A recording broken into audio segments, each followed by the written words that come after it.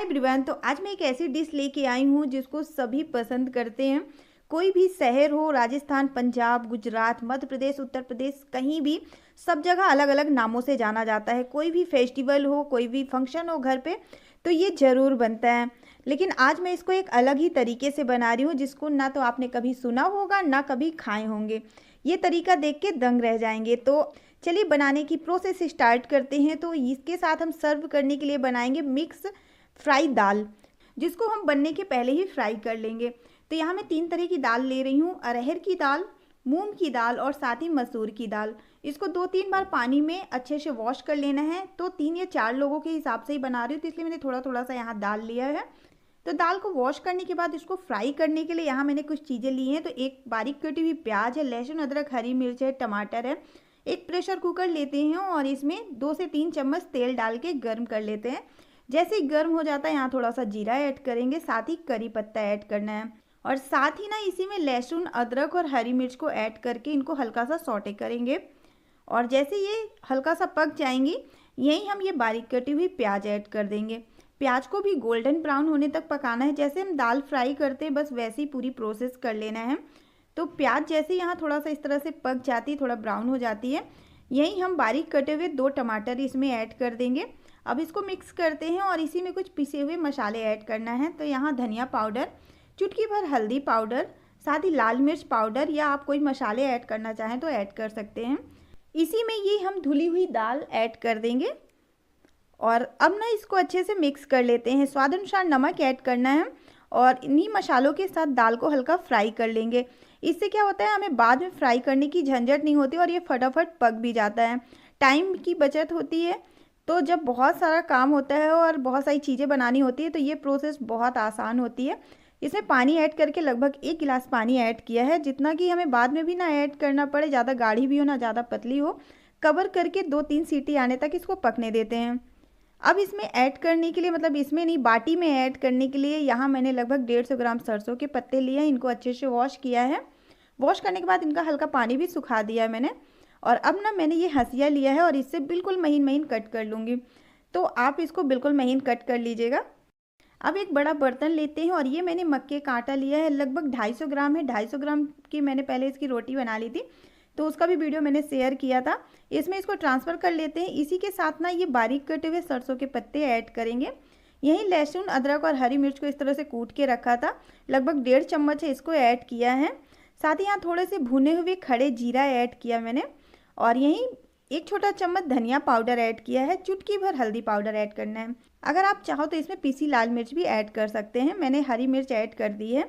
यहीं थोड़ा सा इस तरह से हाथ से क्रश करके अजवाइन ऐड करेंगे, लगभग 1 चम्मच, क्योंकि इसका फ्लेवर बहुत अच्छा आता है बाटी में। यहाँ मैंने ये भुने हुए चना लिए हैं, इसका इस तरह से छिलका हटा के बिल्कुल महीन पाउडर बनाना है। तो ये मैंने इसमें लगभग 1 बड़ा कप इसमें पाउडर इसका ऐड कर दिया, चने का पाउडर है। यहीं चुटकी भर यहाँ बेकिंग सोडा ऐड करेंगे और नमक स्वाद अनुसार ऐड करना है। अब सारी चीज़ों को मिक्स करते हैं और मिक्स करने के बाद ना मोवन के लिए लगभग 3 से 4 चम्मच तक मैंने यहाँ रिफाइंड ऑयल ऐड किया है।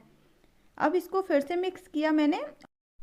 अब इसी मिक्स किए हुए आटे में हल्का गुनगुना पानी ऐड करके और इसका रोटी की तरह डो लगा लेना है, या जैसे मक्के की रोटी बनाते हैं वैसे ही डो लगाना है। यहाँ थोड़ा थोड़ा सा पानी ऐड करके इसका मैं डो लगा लेती हूँ। डो को ना ज़्यादा गीला रखना है ना ज़्यादा सूखा रखना है। ध्यान दें, जब हम इसकी बाटी या रोटी बनाते हैं ना तो एक बार में उतना ही आटा लगाइएगा जितना आपको तुरंत बनाना हो। तो इस तरह से डो रेडी करने के बाद यहाँ मैं एक कढ़ाई में पानी गर्म करने के लिए रख देती हूँ, क्योंकि अभी हम इसको भाप में पकाएंगे। तो चलिए, इसको जब तक पानी गर्म होता है ना तब तक हम इसकी लोइयाँ बना के रख लेते हैं, यानी बाटी बना के रख लेते हैं। यहाँ इस तरह से थोड़ा सा ये आटा लेना है और इस तरह से रोल करने के बाद हाथ में थोड़ा सा घी या तेल लगा लीजिएगा जिससे चिपके ना, और इस तरह से इसकी बाटी बना लेना है। हाथ से इस तरह हल्का सा प्रेस करना है सेंटर पे और इस तरह से ये सारी बाटी बना के रख लेते हैं। ये देखिए बहुत ईजी है इस तरह बनाने में, ये फूलती भी हैं अच्छी और बहुत सॉफ्ट बनती हैं, ऊपर से क्रंची होती हैं और अंदर से बिल्कुल सॉफ्ट रहती हैं। तो यहाँ मैंने ये सारी बाटी बना के रख ली हैं और ये एक छेद वाली थाली लेती हूँ, इसमें हल्का सा तेल या घी लगा देना है। और अब ना इसमें इस तरह से एक बार में जितनी बाटी आ जाती है ना, इनको इस तरह से रख देते हैं। पानी भी यहाँ अच्छे से गर्म हो गया है, इसके ऊपर रख के और इसको कवर करके लगभग 10 मिनट तक भाप में पका लेना है। 10 मिनट बाद चेक कर लीजिएगा, ये हल्की सी हार्ड हो जाएंगे और ये भाप में अच्छे से पक जाएंगे।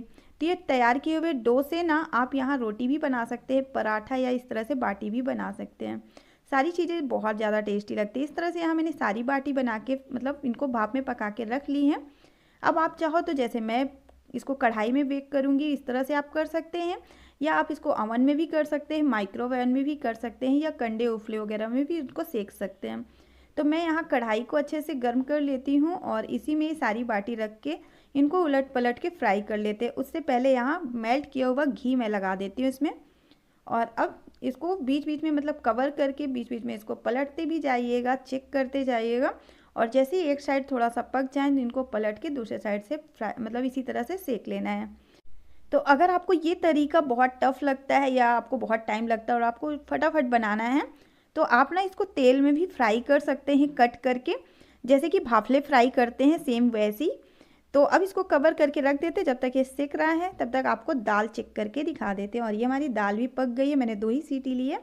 अब एक कढ़ाई में इसको पलट लेते हैं और इसमें अब एक तड़का लगाते हैं। तो यहाँ मैं देसी घी और साथ ही हींग का और लाल मिर्च का तड़का लगाऊंगी, ऊपर से बारीक कटी हुई हरी धनिया ऐड करेंगे और ये हमारी दाल बनके रेडी हो गई है, जो कि भाफलों के साथ बहुत ज़्यादा टेस्टी लगती है। आप इसके साथ चोखा भी बना सकते हैं यानी भरता।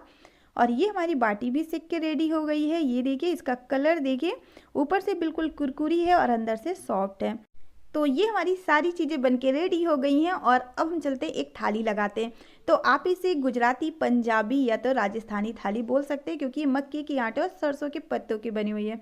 तो ये देखिए यहाँ ढेर सारा देसी घी ऐड करना है, साथ ही छाछ है, और ये हमारी बहुत ही टेस्टी खाना है। तो आप कब ट्राई कर रहे हैं कमेंट करके ज़रूर बताइएगा, और बहुत जल्दी ही ट्राई करिएगा, बहुत ज़्यादा टेस्टी है।